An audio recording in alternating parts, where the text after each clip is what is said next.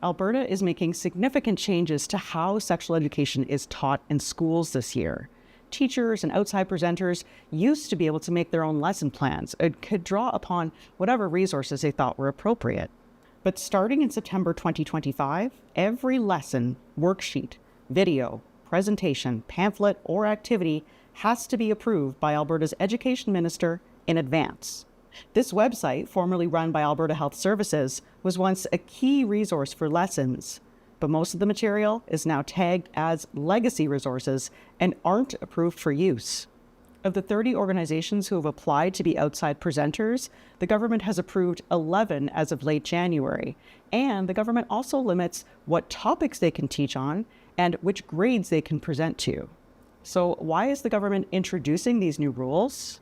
They're part of a new law on gender policy that the legislature passed last year and then shielded from legal challenges by invoking the notwithstanding clause. Protecting all children and youth, ensuring parents know that they are the primary caregivers in their children's lives. The province says the sex education rules are intended to increase transparency for parents and make lessons consistent and align with the curriculum. So what can be used in classrooms? Basically, a lot less.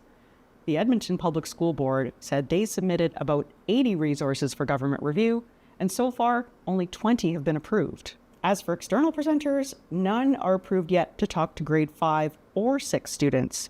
And some organizations, like the University of Alberta's Firefly Institute, say they're getting conflicting information about why they're not being approved. We are kind of left to wonder what the actual barrier is.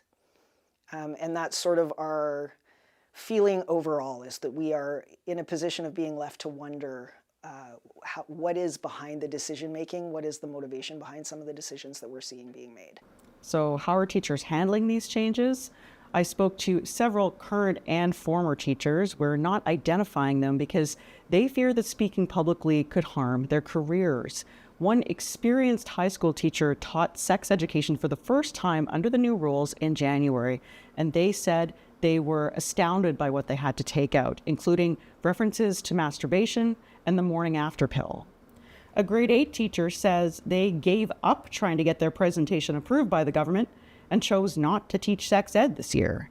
All of the teachers say they are worried the changes will lead to more teen pregnancies, higher infection rates, and potential sexual violence. And I feel like this is really has the potential to cause great harm, and that we don't know of, but that we will be forced to navigate in the years to come. So how does the government respond to these concerns? The Education Minister's press secretary says there are more than enough resources already approved for teachers to get through the curriculum, and more are on their way. He said the focus of this process is quality and alignment with the curriculum, not the volume of submissions at any given time. And parents expect classroom resources to be age-appropriate, curriculum-aligned, and focused on key learning outcomes. The review process ensures that materials used in schools stay focused on what matters most and reflect the curriculum that Albertans expect. But Jen Gilbert, who is a sex education expert in Ontario, says Alberta's rules are among the strictest in Canada, and they ignore the needs of students who are 2S LGBTQ+, Indigenous, or have disabilities.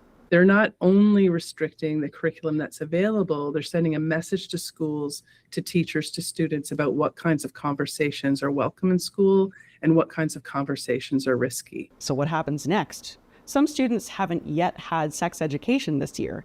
Some teachers don't get around to it until springtime. And those teachers are hoping that more choices are approved and added to the resources list so they have more options to present to students. Janet French, CBC News, Edmonton.